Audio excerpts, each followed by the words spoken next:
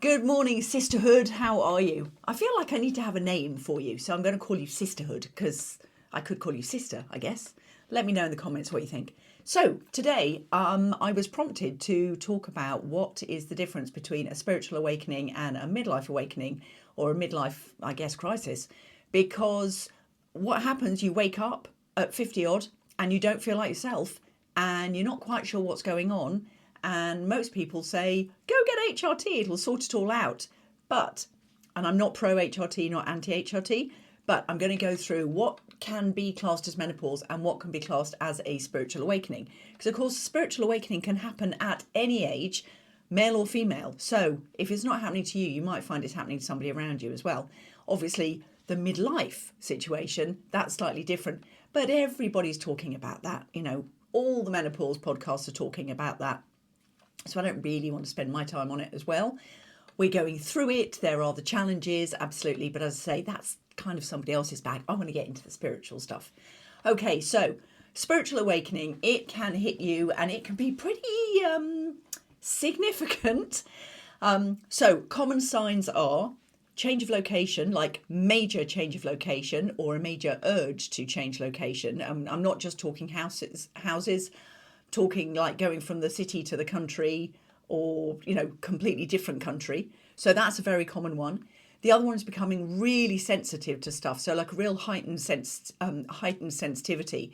Could be like food sensitivities, sound, smell, and also just like the energy around you, and also what you're seeing, how sensitive you are. So for example, I used to love watching CSI. Now, after years and years and years of this spiritual journey that I'm on, I can barely. I mean, my daughter has to screen a Disney movie for me because I literally can barely watch anything. I can't watch the news. It actually makes me feel physically like traumatized.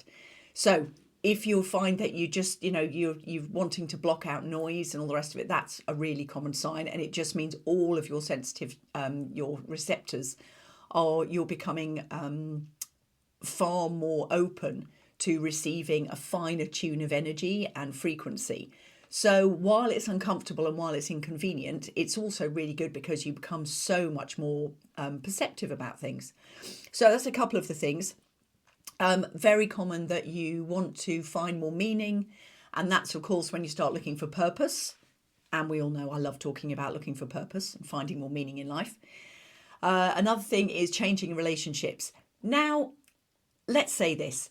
Spiritual awakenings, it's not quite as easy as, do you, like the Matrix, do you want the blue pill, the red pill? You kind of almost don't get the choice. If you've opened yourself up for this path, you might find that you become interested in different things. And that also means that as you become interested in different things and you put your energy to different things, you also might find the nature of your relationships changes as well. You'll make new friends and then other relationships will fall away. That's a really common sign. So just know it's not you. This whole thing can feel so isolating. And I promise you, it's not you. You're not going mad. You're not going crazy. But you might start listening into some stuff that you think is, oh my goodness, I've got to be crazy listening to this. But you know what? There are so many different sort of frequencies of people talking about everything from Reiki all the way through to Schumann resonance, to solar flares, to energy waves, to spiritual kind of visions and stuff. You can find whatever it is that feels right for you. You will open up your curiosity about what's out there, because the thing is, once you start doing this, you'll never see the world the same way again. You won't be able to read the same stuff, watch the same stuff, listen to the same stuff, hear the same stories. You'll just become really disinterested when stuff feels like really low and heavy.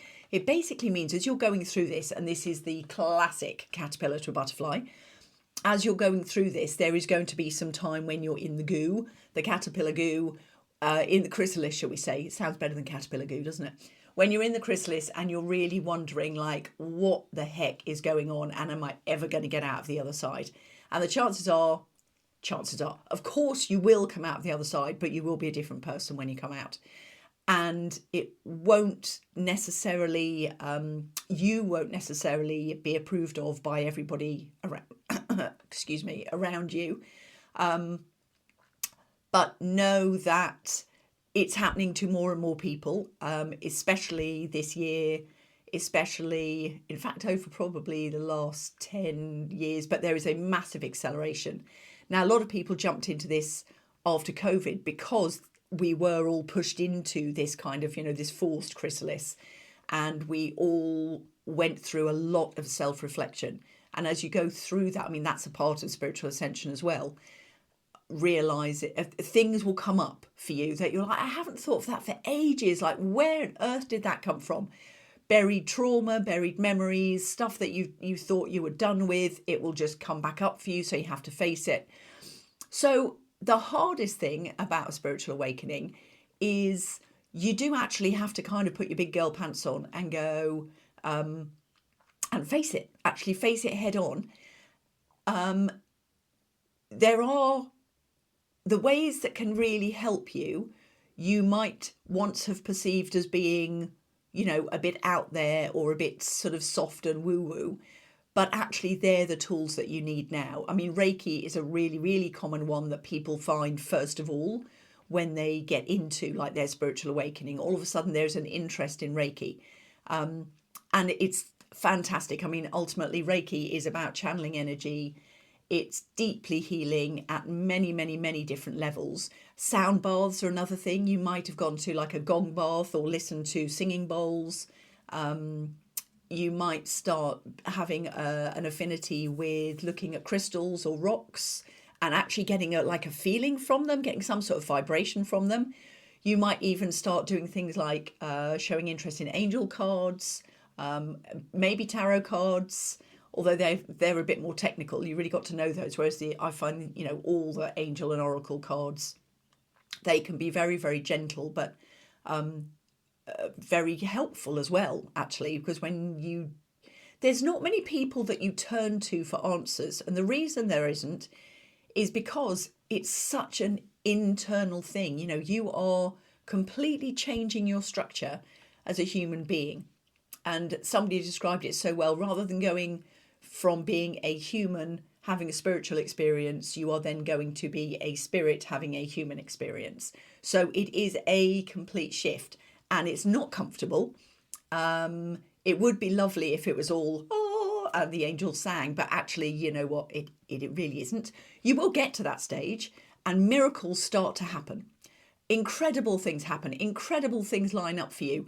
The most amazing stories of things like, things turning up on time, that there's no way that you could have planned it, synchronicities, magic money falling into your bank account, acts of kindness from complete random strangers. And all of these things are around for everybody. But when you once you go through this awakening, they become more and more common. In fact, they become your regular everyday life. And it's beautiful, but the process to get there can be a bit uncomfortable. So I wanted to share that with you today. And in that, actually, I'm going to pull a card for you. So hold on one second. Let's get the Shaman's Dream Oracle. There we go. I don't always pull cards on these, but today, as I'm talking about spiritual awakening, it seems quite fitting that I would pull a card. So hold on one second.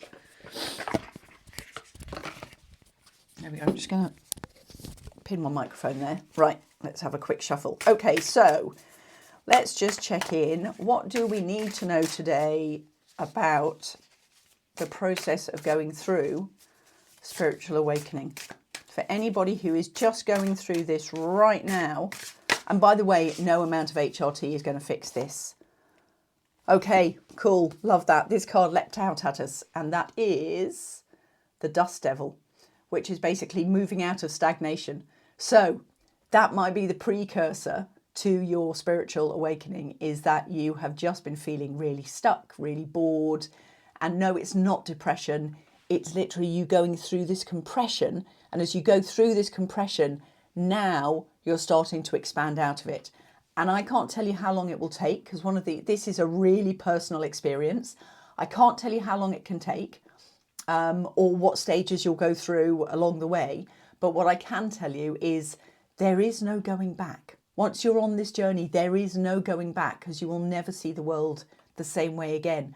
But be prepared for the beauty and the synchronicities and the miracles and the coincidences that keep happening to you, because it can be the most incredible time.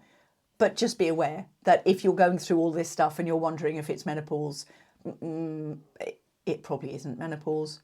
Some of it might be, but a lot of it, all this other stuff, it won't be. Anyway, if you need help navigating this journey, especially that whole thing about finding more meaning and more purpose, and just, coming to a place where you're at peace with who you are, that's exactly what I help people with. Anyway, look, if today has been helpful, please give me a like and a subscribe. As I say, this is part of a new commitment to my YouTube journey, and it would just be glorious to have you along on the journey too. So please drop a comment below, and especially if you're going through this right now, my heart goes out to you. Please know that you're not alone. Always here for questions, and thanks for being here. Have a fantastic day. Bye.